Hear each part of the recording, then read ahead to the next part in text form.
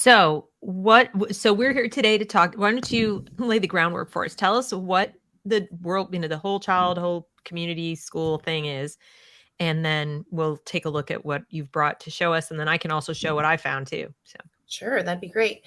Well, it was just over a year ago that I was doing some research on social emotional learning, which is marketed as educating the whole child.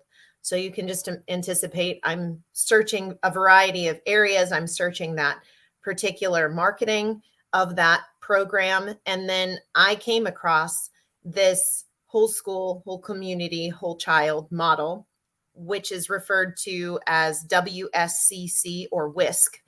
And I saw that there was this whole effort that had been initiated years and years ago to join health and education. And it was formally initiated in 2007, but really starting to take root in 2013. But essentially, the Center for Disease Control is now involved in education, and they're ramping up efforts for this WISC model. And in looking through all of their documents, I started to see that they have this 5-part plan. Then out of that, there's all of these, we could look at it if you want, but it is a plan that essentially has the healthcare system, dental, health office, counseling office, etc., all on the school site. Right. And the community is encouraged to be involved in this. They have community partnerships with potentially nonprofit organizations, and those work in accordance with the school district. But the school itself, the public school, becomes the nucleus of the entire community through which the community then operates. But it's important to dig deeper. Who are the organizations involved? What is the plan? How do parental rights and involvement change? Kelly, when you first saw this, did you think to yourself, I'm sorry, what was the need for that?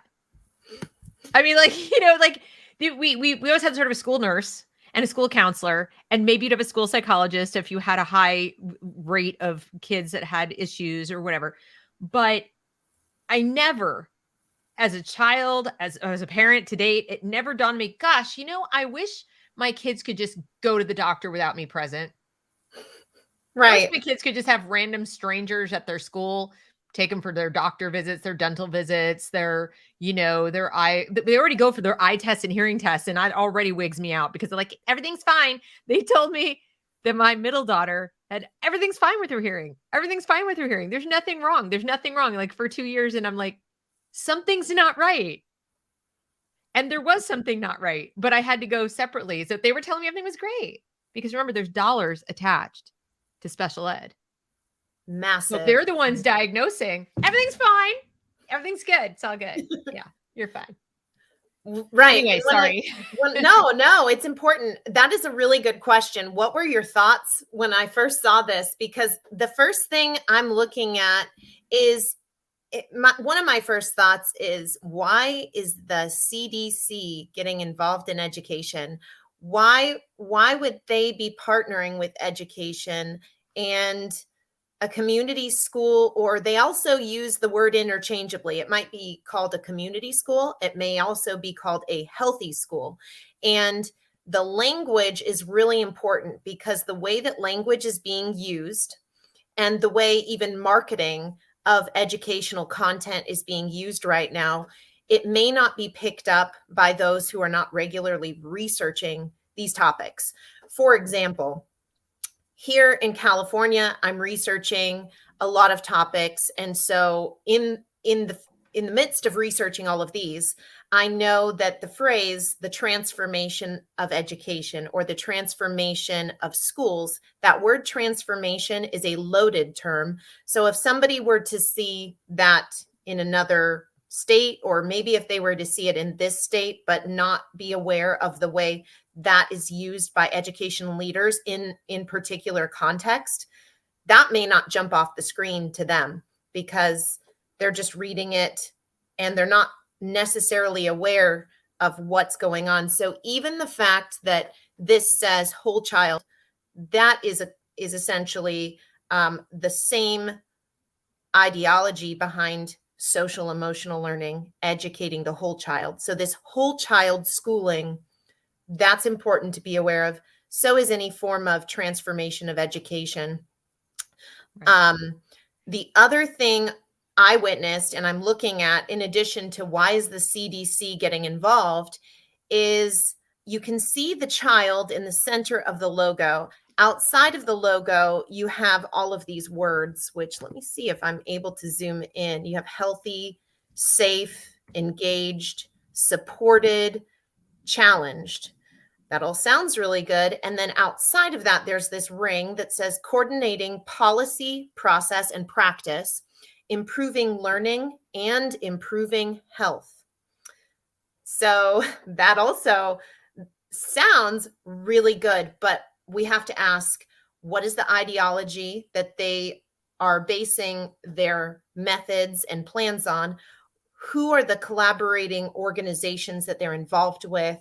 What is the structure that they have for each of these community schools? And what is their intended intent once this reaches fruition? Because there are community schools that exist, but according to this plan, not all of them have reached that full intended fruition. And then outside, you have this ring with these different statements there, which can be really shown. You have these different tenets: healthy, safe, engaged, supported, challenged. And this is all on the CDC's website. This is the coordination ring where they discuss that. But I do want to get down to this area of school components. You have health education, physical education and physical activity, nutrition, environment and services, health services, counseling, psychological and social services, social and emotional climate. There's SEL right there embedded into the program, physical environment. And you can actually drop down arrow on all of these and see a little descriptive of what they're talking about. Mm-hmm.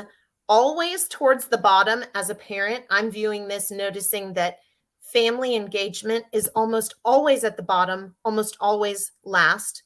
But it says here that families and school staff work together to support and improve students' learning, development, and health.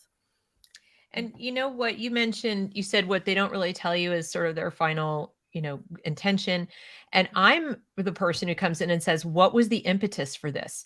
I think Right. that parents assume because school boards exist, because we vote, because reasons, okay, we live in a republic and we supposedly have representation.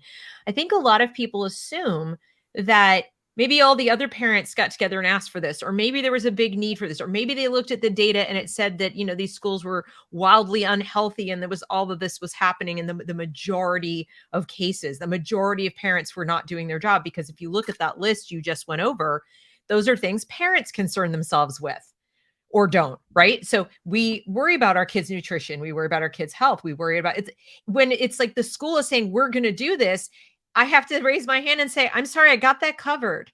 Your job is to teach them how to read and write and do math and all of those things that I'm not able to do because a multitude of reasons, like I'm going to work, or I lack the training, or, whatever it is that you told me. You told me it was okay for me to go to work and pursue other things because you were going to take care of the academics of the schooling, so to speak, right? That was sort of the promise.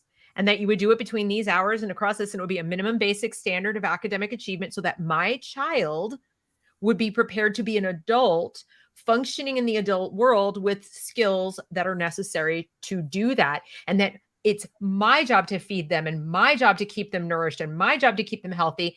And that is really not for your concern, big brother. Okay. So when I look at this, I'm like, where did the desperate need for this come from? That's the first thing. And the second thing is I go, ka-ching, ka-ching, ka-ching, ka-ching, ka-ching, massively expensive to replace parents. Look, parents, we know if we have to go hire a babysitter, for a couple hours to just go out to dinner.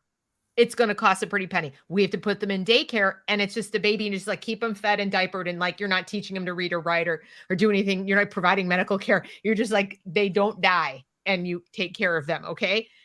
That's very expensive. And they're coming in and saying, we're going to do all your job. We're going to do the whole entire job. You just drop them off in the morning and pick them up at night, and you don't have to worry about anything else. And they market it like it's so great. Like, but you're forgetting, I signed up to do that job. I want to do those things because I have a point of view on how it should be done. And so I never look at these things as benign.